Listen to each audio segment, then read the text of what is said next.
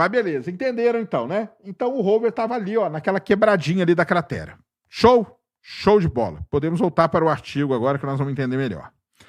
Então, está escrito ali, ó, Redox Driven Mineral and Organic Associations em Jezero Crater. Jezero Crater, você já sabe o que é. Cratera Jezero em Marte. Redox Driven, minerais que sofreram redox, redução. E associações orgânicas, tá? Olha aí que legal. Pode colocar o artigo lá na tela pra galera. Ah, isso que eu queria lembrar. O nome da... Não, o artigo lá, o PDF lá. Isso. Então, ó, aquela região ali chama-se Neretva Valles. Tá vendo aqui, ó? Neretva Valles. Neretva Valles, você já sabe o que é. É aquele valezinho entre as duas paredes da cratera. Chama Neretva Valles. Ah, esses nomes aí. Então, vamos lá. Eu não gosto de falar esses nomes, porque são nomes que são dados pelos pesquisadores ali na hora, só para ficar, ó, sabe que nós estamos naquele... onde que nós estamos? Não, nós estamos naquele lugarzinho ali, ó, entre as duas. Para não ficar falando isso toda hora, o que eles falam? Estamos no Neretva Valles. Eles dão nomes para que fique mais fácil, principalmente a comunicação entre eles. Beleza? Tá bom? Então é isso, é onde que o rover estava. Vai descendo aí. Pode descendo. Então tá lá, ó, Neretva Valles. Aqui é um zoom. Tá vendo isso aqui, ó? Esse terreno aqui. Tá vendo que tem essas coisinhas aqui, ó? Essas duninhas aqui. Volta lá na imagem da cratera lá. Dá para ver exatamente isso aqui. Olha lá, ó. Se você olhar ali, ó, dá para ver que aquele terreno ali dentro, ali, ó, ele é meio enrugadinho. Ali, óbvio que com zoom, né? Agora volta lá no artigo. Aí, ó, fica melhor. Então o rover estava andando aqui, ó. Tá vendo a setinha aqui, ó? É por onde ele andou, ó. Essa setinha aqui, ó, é por onde ele andou. Olha ele andando aqui, ó. E aí, olha só o que ele fez. Ele adquiriu as seguintes rochas: Cheyaya Falls, o Ayala Glades e Crepivine Canyon. Esses triângulos aí são rochas que o rover furou. O que ele fez? Ele furou a rocha e ele pegou e estudou aquela amostra dela ali. Tá vendo? Entenderam, né? Agora desce aqui um pouquinho. E aqui você tem uma imagem feita por ele quando ele estava ali, ó. Então, quando ele estava ali, ele tirou uma foto e tá ali, ó. Crepivine Canyon, o Ayala Glades, Cheyaya Falls. Tá vendo? Pode descer agora. Então aí tá a rocha, ó. Ele chegou e foi estudar esta rocha aqui. E aí ele fez aquele furo ali, tá? Ele fez isso pode aumentar mais até. Ó, isso aqui que tá escrito aqui, ó, Steamboat Mountain, que é esse nome daquela feição ali. O que é aquilo? Aquilo, o rover, ele tem tipo uma escova. Então ele dá uma escovada na rocha para tirar pó, para tirar essas coisas, para deixar ela bem exposta e aí ele poder estudar o que tá ali nela. Não, né? Não, ele tem um maisinho ali, ó, em cima do próprio... Não, mas tem um maisinho ali, ó. Aí, ó. Aí. Ah, tá. Então pronto. Mas tá bom, sim. Então aqui tá essa escovada. Ali embaixo tá o furo que ele fez, tá? Cheyaya Falls. E aqui, ó, em vermelho, prestem atenção agora. Em vermelhozinho ali está o quadradinho que ele estudou. Tá bom?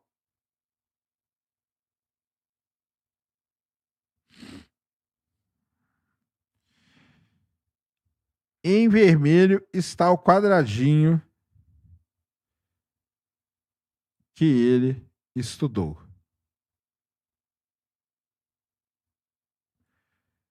Beleza? O que ele fez neste quadradinho aí? Então agora vamos explicar aquele quadradinho ali pra galera. Desce aí. E essa imagem tem um negócio muito legal, tá? Essa imagem aqui, galera, ela tem uma coisa muito interessante, tá? Não, sobe, cadê? Não, é de baixo, é de baixo. Isso aí. Então, olha lá. Essa primeira imagem aqui, presta atenção, essa primeira imagem aqui foi feita de noite. Foi feita de noite, tá? E aqui as outras imagens. Aqui, ó, Só para a gente entender, ele está falando que a gente tem um cristal, um negócio de olivina aqui. Olivina é esse grãozão aqui, ó, intrudido na rocha. A gente chama de olivina, é um negócio que tem aqui na Terra pra caramba. Não interessa nada disso pra gente. Se a gente der um zoom ali, dá um zoom ali naquela imagem, vamos ver se a gente vai conseguir ver aqui um negócio. Se você der um zoom na imagem, olha só que legal. Vocês conseguem perceber que tem uma manchinha branca e em volta da manchinha branca tem uma bordinha preta. Certo? Por conta disso, eles chamaram esta feição de Leopard Spots. E por quê? Por causa disso aqui, ó.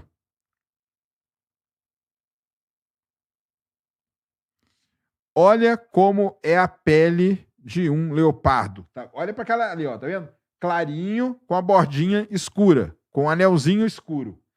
Agora pega a imagem que eu te mandei agora. Olha como que é a pele de um leopardo. Por que eles deram o nome de Leopard Spots? Vocês vão entender agora por causa disso, tá? Olha aí, ó. Como que é a pele do leopardo, ó. Mesma coisa, ó. Clarinho por dentro, aqui é a mancha do leopardo, ó. Clarinha com a bordinha preta em volta, tá vendo? Que é exatamente igual o que tá ali. Clarinho com a bordinha preta em volta. Então eles chamaram esta feição geológica que a gente fala de Leopard Spots. Leopard Spots, por causa da pele do leopardo, que é igualzinha a pele do leopardo. Entendido? Muito bem.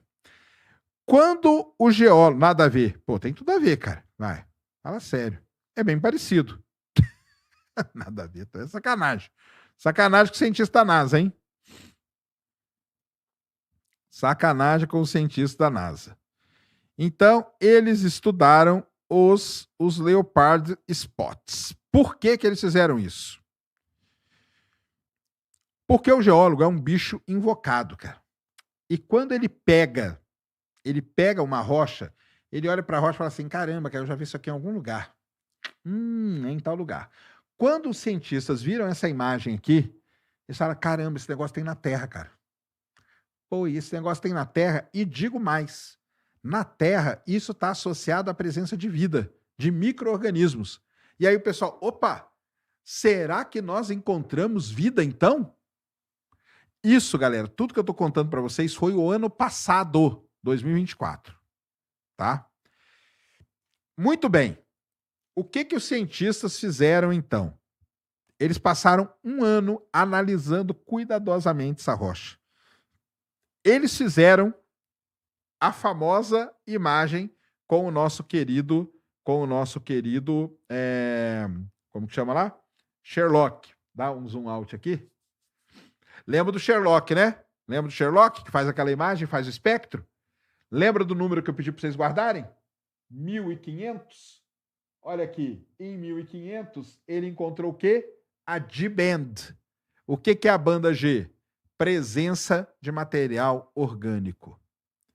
Então, eles descobriram que naquela manchinha ali, naquela manchinha do leopardo, você tinha a presença de material orgânico. Primeiro ponto a favor do quê? Da gente atrás de vida. Certo? Lembra do objetivo do Perseverance que eu falei para vocês, é achar vida, resquícios de vida antiga em Marte. Descobrimos material orgânico. Está aqui, ó, bem marcado nos 1500 aqui do Sherlock. Muito bem, mas tinha um outro instrumento que a gente já entendeu como que ele funciona, que é o nosso querido Pixel. Então, vamos descendo aí. Vai passar um gráfico ternário. Eu não sei porque o cara colocou esse gráfico, porque o geólogo adora isso, tá? Geólogo adora esse tipo de gráfico aí. Ó, você quer deixar um geólogo feliz? Ó, eu, por exemplo, eu faço aniversário semana que vem. Quer me deixar feliz? Me manda um gráfico desse aqui, ó, tá? Gráfico de fase, que a gente chama isso. Pô, o geólogo fica doidão. Passa horas aí nesse gráfico aí, ó, e vai para lá e para cá. Esse gráfico aqui, ele relaciona quantidade de magnésio, ferro e cálcio, tá? Por quê? Porque são os elementos mais ricos aí da crosta, fósforo também e tal. E aí você joga aqui, você tem uma ideia, né, da fase e de como estão as coisas. Pode mandar. Pode mandar. Geólogo é maluco? Não, não é não, cara. Geólogo é gente boa, tá? Geólogo é gente boa. Muito bem, então está aí. Aumenta a imagem aí. Vocês lembram, acabei de mostrar para vocês, a imagem do pixel. O que que o pixel mostra para gente? Tipo de rocha, litologia. E está aqui o tipo de rocha, ó. Mudstone, que é a rocha do fundo todo ali. O que quer dizer um mudstone? Mudstone, a tradução pode ser lamito. É a rocha formada por lama. Sabe a lama? A lama, quando vira rocha, ela vira um lamito, que a gente fala. Em roxinho está as frentes de reação. O que é a frente de reação? Está acontecendo alguma reação entre a rocha ali do fundo e a manchinha de leopardo. Tá? E em verdinho você tem os nódulos e os anéis de reação. Então você vê que o anel ali, por exemplo, aquela ali, ó, tá bem marcadinho, ó. É roxinho por dentro e o verdinho em volta. Beleza?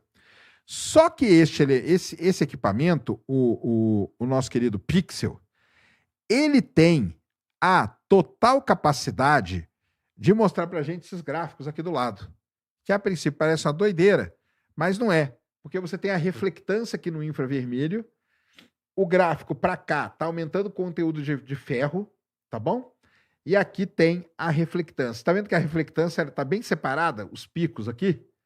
Então, eles indicam muito bem os tipos de minerais que nós temos ali. Essa frente, volta ali na figura. Essa frente de reação aqui, ela diz para a gente que está acontecendo uma reação de redução, uma redox está acontecendo ali. Por isso que o título do artigo não é vida, imagem, nada disso. É Redox Driven Minerals. Entendeu? Minerais formados por essa frente de reação. Tá? Beleza? E aí que vem a grande parada. Até agora, nada de vida, né? Eu nem falei de vida para vocês.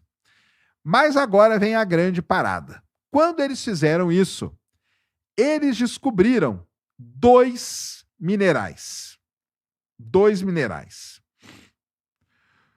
Um deles, chamado de vivianita. Então, o que é a vivianita? A vivianita é um mineral raríssimo de fosfato de ferro que se forma em ambiente rico em matéria orgânica. Olha aí. Como em pântanos ou em corpos em decomposição, recebendo o apelido de necrocristal. Olha isso. Só que além da vivianita, que já era um excelente indicativo, eles encontraram um outro melhor ainda, chamado de greigita. E a greigita, o que é? Preste atenção. A greigita é um mineral ferri-magnético de sulfureto de ferro, análogo ao sulfureto de ferro da magnetita. Preste atenção agora, que se forma a partir de atividade bacteriana, especialmente em ambientes de sedimento. Ele tem esse nome porque quem descobriu foi Joseph Greig, então virou a greigita, tá? Este mineral tem um papel importante em estudos do paleomagnetismo e no ciclo bioquímico. Como que ele é produzido?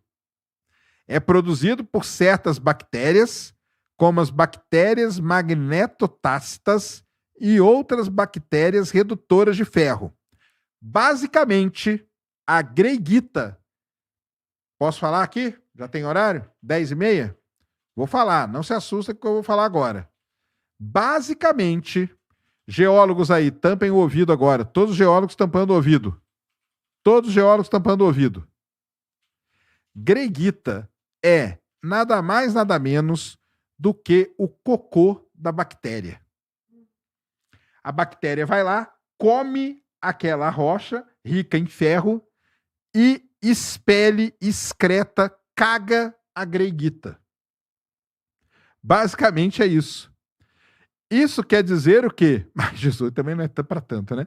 Isso quer dizer o quê? Encontrou a greiguita, encontramos vida. Então quer dizer que encontramos vida em Marte? Porque se eu estou falando que a greiguita, né, ela é produzida, papapá, papapá, papapá, e aí? Encontramos vida em Marte? A greiguita, ela é uma belíssima de uma bioassinatura, pessoal. Por quê? Porque ela é produzida por bactérias que comem material ferroso, rico em ferro, e expelem a greiguita. Beleza?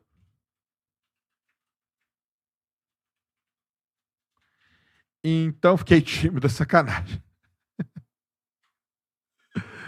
Ai, ai. Se achou cocô, achou um anel. Será, Alexander? Então é isso. Muito bem. Eu podia parar aqui agora para vocês falar, encontramos vida em Marte. Porque se a greguita ela é produzida pela bactéria, então, se eu estou vendo greguita, quem produziu? Um tipo de vida. Por isso que ela é uma bioassinatura. Mas aí, meus amigos, vem o grande problema da nossa vida. Existe a maneira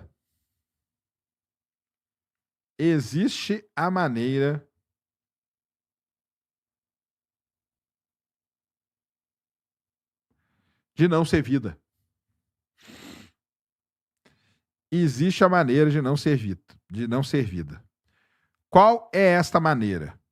Essa maneira é que a greiguita também se forma por oxidação e por transformação da maquinauita, que é um outro tipo de mineral. Então, assim, é aí que está todo o problema.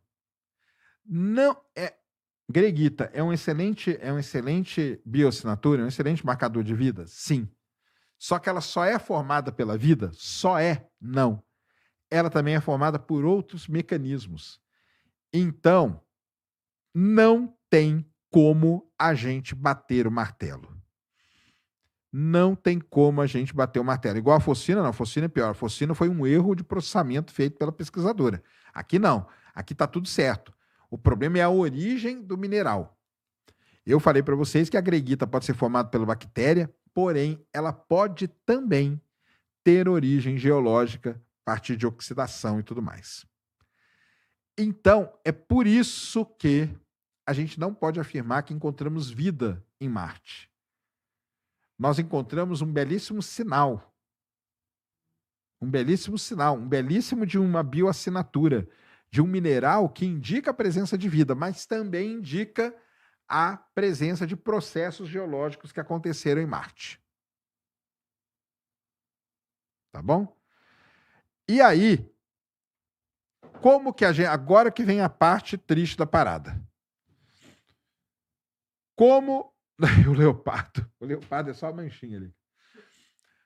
Como a gente resolveria esta indagação? A gente resolveria só de uma maneira. A gente tem que pegar a amostra, porque o que acontece, pessoal? Embora o rover Perseverance ele seja um belíssimo rover, grande, tá? Ele tem equipamentos dentro dele? Tem, mas são equipamentos restritos. Ele não tem como ele fazer mais pesquisa do que tem ali no equipamento dele, tá? Então, a gente teria que trazer esta amostra lá de Marte para a Terra, porque aqui na Terra a gente tem todos os equipamentos à nossa disposição. Eu posso dar para um laboratório, fazer uma espectroscopia, eu posso dar lá para o Sirius, passar a luz síncrotron nela, eu posso fazer um centro de pesquisa tal na Alemanha, na Suécia, na China, nos Estados Unidos, cada um estudar um pedaço dessa amostra, isso agregaria demais valor para tudo. O problema... valor para tudo. O problema é que a gente não consegue trazer essa amostra de Marte. Não tem como. Hoje, não tem como. Isso quer dizer que enquanto a gente não trouxer essa amostra de Marte, nós vamos ter uma dúvida eterna se Marte teve ou não teve vida. Lembrando que isso aqui é coisa de 3 bilhões de anos atrás que nós estamos falando, tá?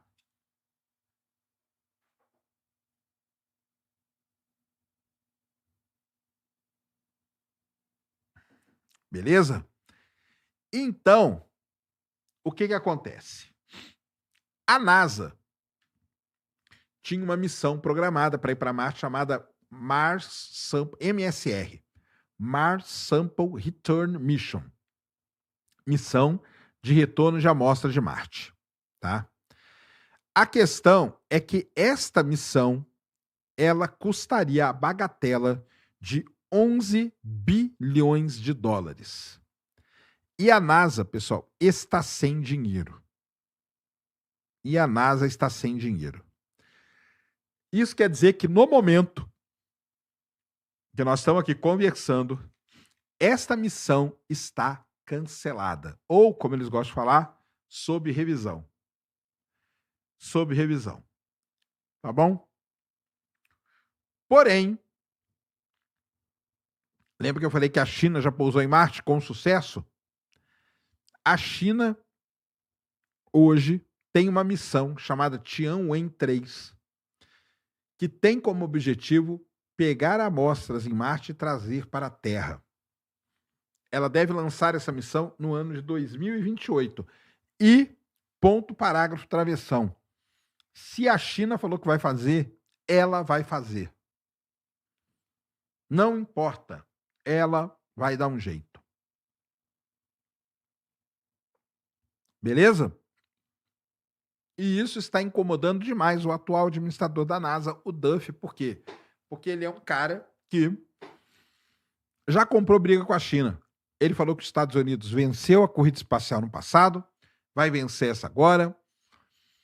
Toda vez que ele fala de China, ele coloca tudo em caps lock, para vocês terem uma ideia da doideira que esse cara tá.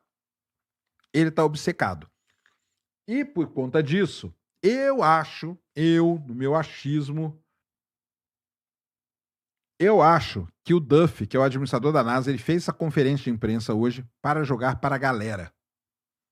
Falar, olha só, olha como nós nunca, isso é um fato, tá? Nós nunca tivemos tão perto de encontrar indícios de vida passada em outro lugar, como com essa descoberta. Essa descoberta é o que chegou mais perto, porque ela descobriu um mineral que ele pode ser formado por atividade bacteriana ou também, obviamente, por oxidação de tipo de rocha.